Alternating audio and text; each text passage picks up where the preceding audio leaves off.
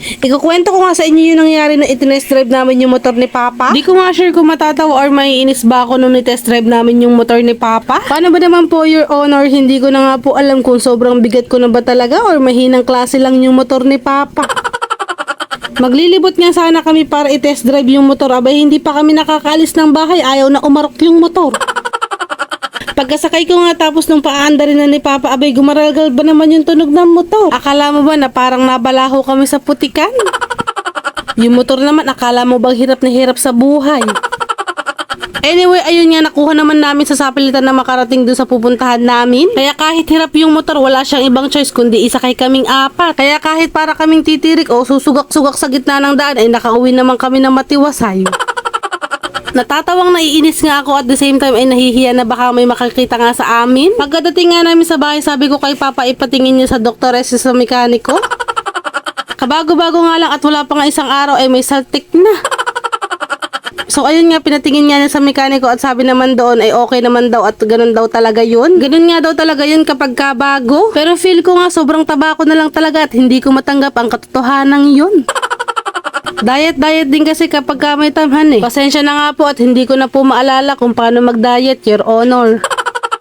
Simula po kasi nung naging nanay ako, lumala yung amnesia ko. Araw-araw din po kasi ako nai-stress dahil ko pa nga po yung may laging hinahabol na deadline, Your Honor. Kapag nga sasabihin ko magda-diet na ako, lagi ko din dinadamay si Papa. Kako ay mag-diet na kaming dalawa. Sasabihin ko pa nga sa kanya, Kako, I wanna grow old with you. Nakstisi, akala mo naman talaga. So, ayun nga, matatapos ko na nga pinturahan itong kolong-kolong namin. Napinturahan ko na nga nung isang araw yung sahig at upuan. Ipinagpatuloy ko nga lang ulit. Ang satisfying nga sa feeling habang pinipinturahan ko ito, feeling ko nga isa na akong pintor. Masaya nga rin pala maging isang pintor, nakakangalay nga lang ng braso. Medyo masakit nga lang sa ilong yung amoy ng pintura pero kay Rebels naman, pwede ka naman mag-face mask. Small achievement wins na nga ito para sa akin mga beshi. So ayan na nga yung kinalabasan ng pagkakapintura ko mga beshi at medyo gumanda-ganda nga ang itsura. Sabi ko nga kay tatay siya na bahalang papalit ng bubong at wala na nga kaming budget.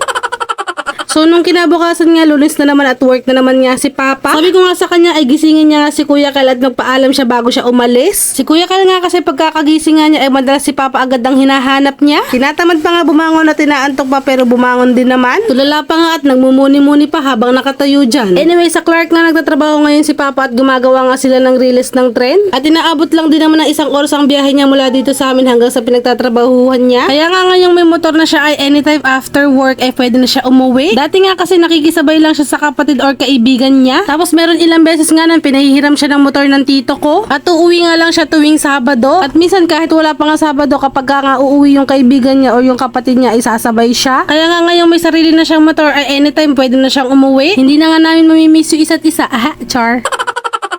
Hindi na nga kami madalas makakapag-chat ng I miss you, sending hugs and kisses, I wish you here with me niyan.